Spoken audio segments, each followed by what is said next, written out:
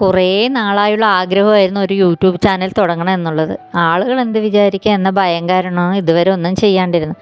എന്തായാലും ഇന്ന് തുടങ്ങാൻ തീരുമാനിച്ചു. ഇന്നത്തെ നമ്മുടെ ഒരു ദിവസം എങ്ങനെയുണ്ടെന്നൊരു വ്ളോഗായിട്ട് കാണാം.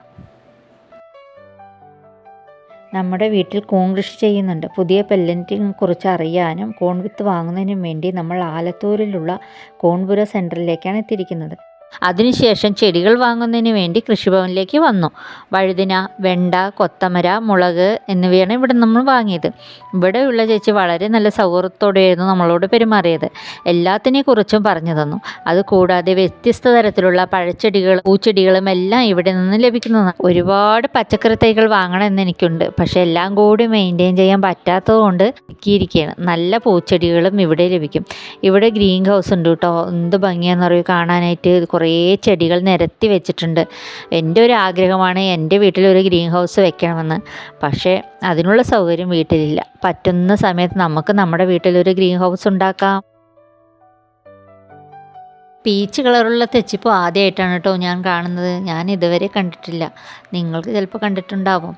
നല്ല ഭംഗിയുണ്ട് കേട്ടോ. ഇവിടെ നെൽച്ചെടികളെക്കുറിച്ചും കൃഷിയെക്കുറിച്ചും എല്ലാം ക്ലാസ്സുകൾ എടുക്കുന്നുണ്ട്. ആ ചേച്ചി പറഞ്ഞു ഒഴിവ് സമയങ്ങളിൽ വരണമെന്ന് എനിക്കും ആഗ്രഹമുണ്ട്.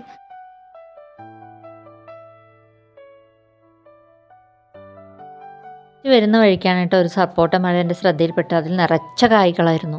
എന്ത് ഭംഗിയാണ് അറിയുക കാണാനായിട്ട്. പക്ഷെ ഒന്നും മൂത്തിട്ടില്ല. മൂത്തതാണെങ്കിൽ 2 പറിച്ചുകൊണ്ട് പോരണമെന്നുണ്ടായിരുന്നു.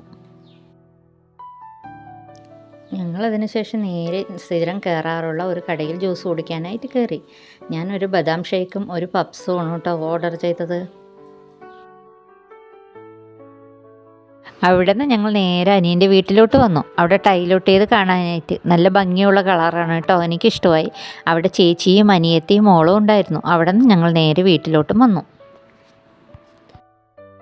വീട്ടിലോട്ട് വന്നതിന് ശേഷം ആദ്യം തന്നെ നമ്മൾ ആദ്യം വെച്ചിരുന്ന പച്ചക്കറി തൈകൾ എല്ലാം ഒന്ന് സെറ്റ് ചെയ്ത് വെക്കാൻ തീരുമാനിച്ചു. എല്ലാം സെറ്റ് ചെയ്തതിന് ശേഷം ഇതാ ഇങ്ങനെയാണ് കേട്ടോ. ഇതാണ് കേട്ടോ വൃത്തിയാക്കി വെച്ചതിന് ശേഷം. ഇതിനുശേഷം നമ്മൾ പുതിയ പച്ചക്കറി തൈകൾ വെക്കാനായിട്ട് പോവുകയാണ്.